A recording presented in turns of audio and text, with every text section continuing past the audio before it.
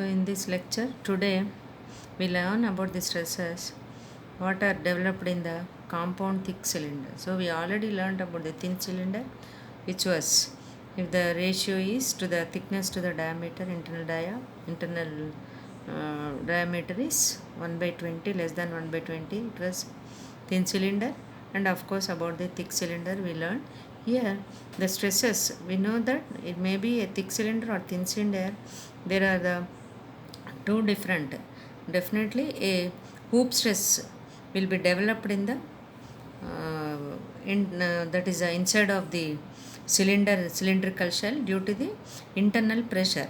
So that hoop stress is what we did in the previous, what we learnt in the previous lectures, that hoop stress is maximum at the inner side or the inner radius of the shell, and when it will be decreased towards the outer radius. So that means inside it is, that means it is a maximum inside and it decreases towards the outer radius. So this we know about the what we learnt in the previous lectures. So this is also, we know that this hoop stress is a tensile. It is a tensile stress, and also this the reason to cause the hoop stress is by the internal fluid pressure which is present in the inside the cylinder.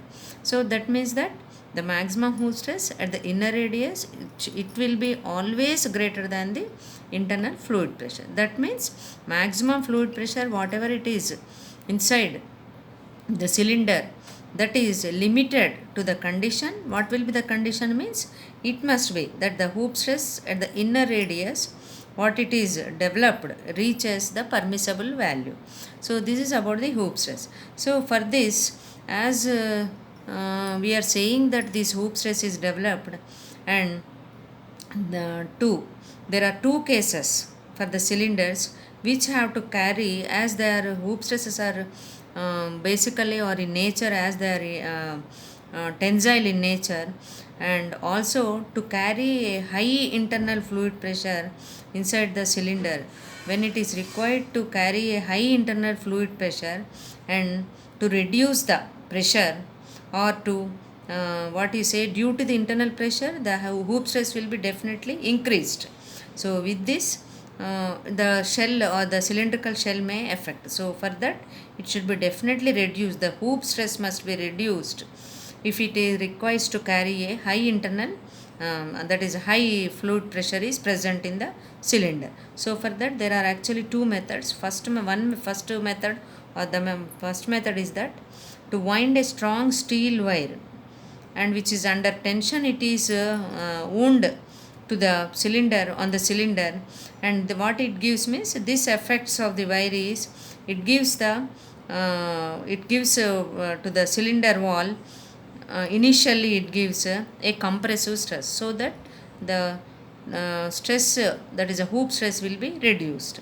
And the second method is that what it is done means, instead of one cylinder, in this method one cylinder is shrink over the other. So that means it is a combination of two cylinders.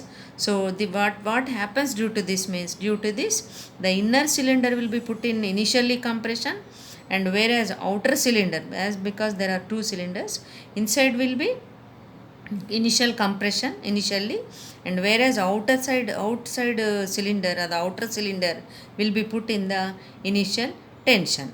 So this type of shrinking one cylinder over the other cylinder, so this whole cylinder of the combination of two cylinders is called a compound thick cylinder. So for this, how it is subjected? So this compound cylinder is subjected to internal fluid pressure as usual as one single cylinder is subjected, and both inner and outer cylinders, as here it is there are two cylinders, inner and outer both cylinders will be subjected to definitely hoop tensile stress. But so if you see this figure, this is a compound thick cylinder. So the net effect of these two cylinders, of course both the cylinders, as we are telling that both the cylinders are subjected to hoop stress, that is tensile of course.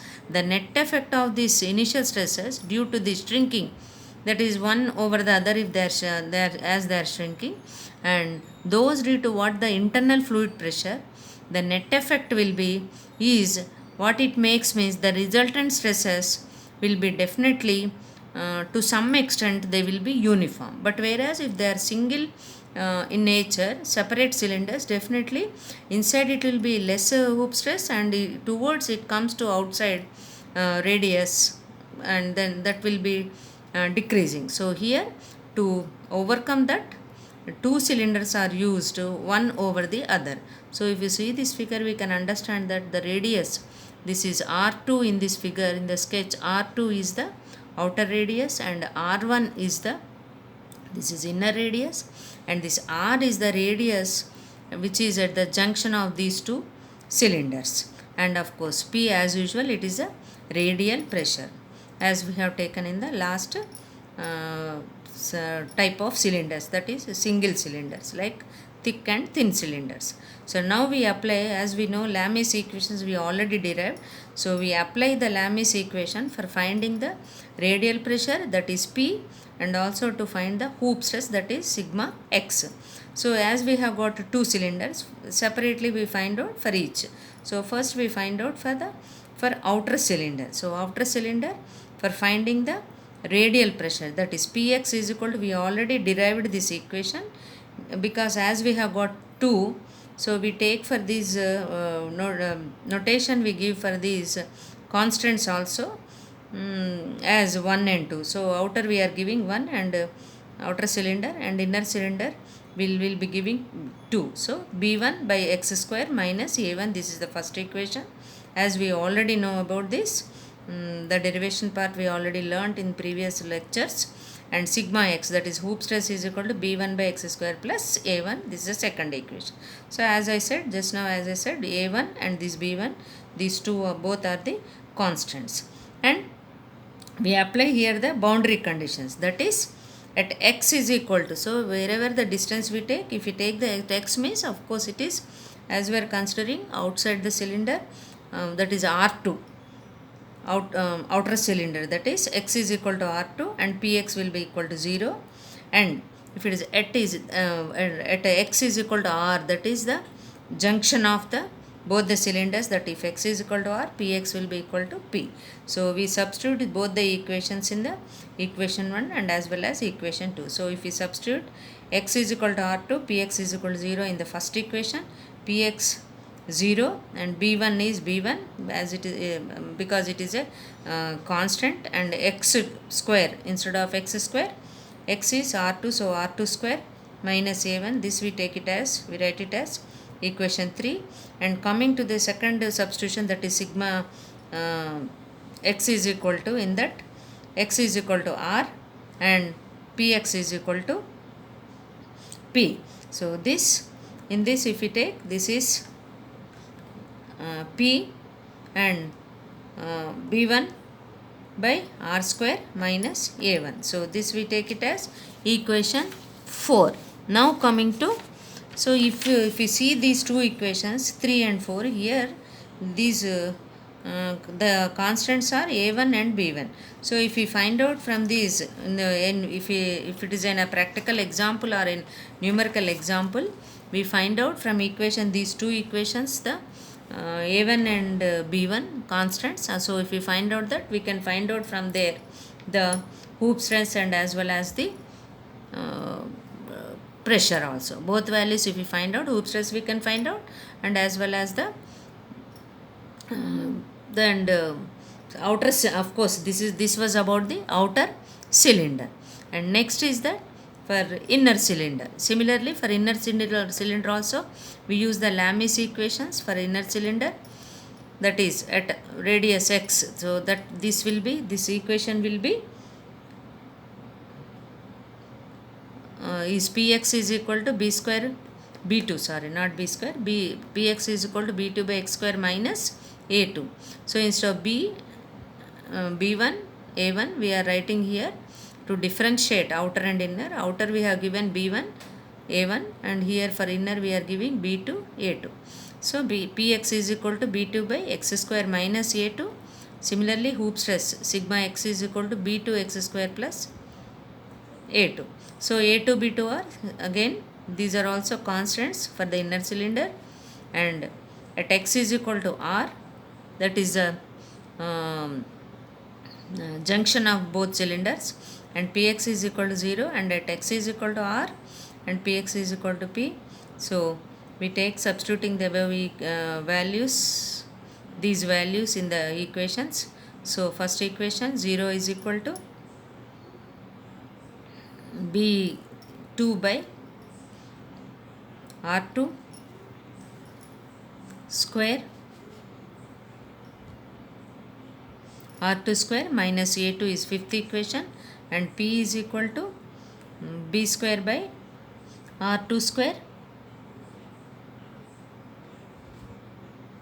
plus a2. This is the sixth equation. So here also similarly, from these both the equations, 5 and 6 equation, fifth equation, sixth equation, the here also a2 and b2 are the constants, and these can be in a particular example or in a practical situation, we can find out these two, then they can be determined actually. And these values, if we substitute in the equations, we can get, that is fifth and these previous equation, third and fourth and all, 1 and 2. So we can find out the sigma x, that is hoop stress, and also you can find out the internal pressures. And but these are, now what we have found out are the separately for outer and for the inner cylinders. Now actually our aim is to finding hoop stresses in compound cylinder due to internal fluid pressure, what is in combining both the cylinders, how we have to determine the hoop stresses. So for this, the when the fluid under pressure is admitted, when the fluid is under pressure, it will be admitted to compound cylinder, and the inner and outer cylinder will be considered not as a separate, but they are considered as a single shell, that is a single thick compound shell. So similarly, now we take the notations, P is equal to internal fluid pressure, and we again similarly we use Lami's equations for finding the constants, that is Px is equal to B by, and here we are writing, previously we have taken small b here and small a here.